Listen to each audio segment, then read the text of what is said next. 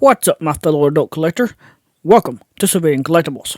In this video, I'll be talking about the McFarlane Toys Baraka and Kitana based on their appearance in Mortal Kombat 11. While I'm on the subject of MK11, I'm also going to give you a brief look at all three weapon variants of Spawn. As of this recording, Baraka and Kitana are both available on Amazon, which is where I got them, but they should also be floating around some local Target, Walmart, and GameStop stores. Aside from Spawn, other characters in this line are Scorpion, Sub-Zero, Raiden, and Johnny Cage. If this is your first time landing on my channel, hi, my name is SeViLion, and here I like to discuss action figures and other collectibles based on my favorite movies, TV shows, and video games. If you find this video enjoyable or informative, please give me a thumbs up, don't forget to subscribe, and hit that notification bell. I'm going to start this off with a nice, slow, up and down look at both the front and back of Baraka. Right off the bat, the detail and accuracy of the sculpt is pretty much spot on, but that is because McFarlane Toys does start with the exact same digital renders straight out of the video game itself.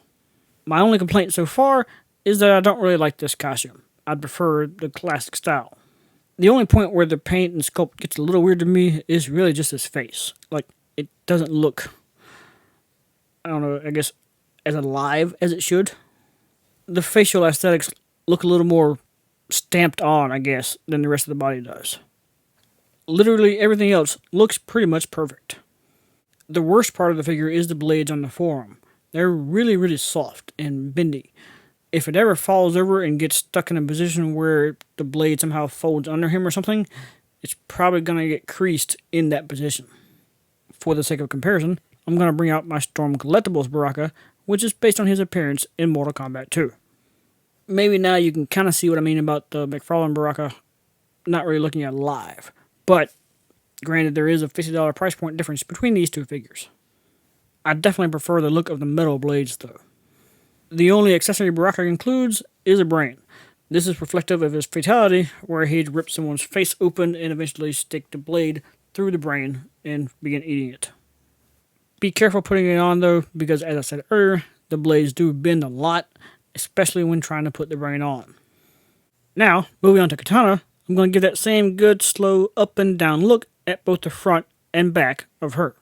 My first thought when looking at this figure is to ask, what went wrong when McFarlane made the Harley figure for DC? Because this is a great example of how a feminine figure should look. Like, if they go and make an Arkham City version of Harley Quinn, it needs to look very similar to this figure. The parts are pretty much already there, they would just need to tailor specific areas for the costume. Anyway, I'm kind of rambling, so let me focus directly on Kitana. Obviously, in my opinion, she looks great. Once again, walking straight out of the game and onto my desk. The only part that's a little weird on her is her left leg. Like, it either sits different in her hips, or it's a little longer than the other. Either way, she can't be stood evenly on both legs just straight up. In fact, in most poses that I've tried, she can't really stand on her own all that well without the base being attached. One advantage Kitana gets over Baraka is getting 3 separate accessories. The first is a closed-up version of her fan, like you can see where the blades would be if it could open, but it doesn't.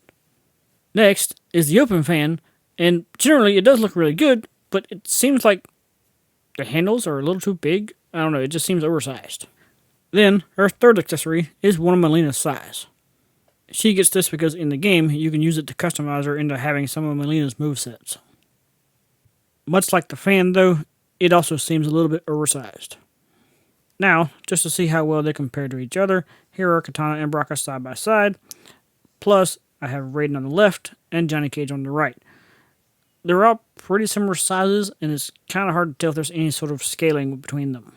Especially when you add Spawn to the mix, because he's really supposed to be a huge character. He's supposed to be like 8 foot tall. Him and Raiden both should actually be much larger than the rest of the characters. For the moment though, I'm going to focus just on Spawn himself. As you can see, this is each variant with different weapons. The sword, the axe, and the mace. The sword was the first released, but quickly discontinued. The axe version was Target exclusive around the time of San Diego Comic-Con, and the mace version is the one that's mostly available now. Aside from the weapons, the only real change from one to the next is the color around the eyes. The darkened area gets subsequently blacker, and the green gets a little brighter. Overall, I do think I actually like the look of the newest one the best. So if you don't actually have any of these yet, the one with the mace is a fine choice. But if you're looking for specific weapons, the sword and the axe will be much harder to come by. I do wish this spawn would have been bigger so he'd be more in scale with the other characters, but other than that and the fact that it's been reissued so many times just with different weapons, it's still the best spawn figure made up to this point. I'm going to mostly skip over the articulation segment because it is pretty consistent with the rest of the line.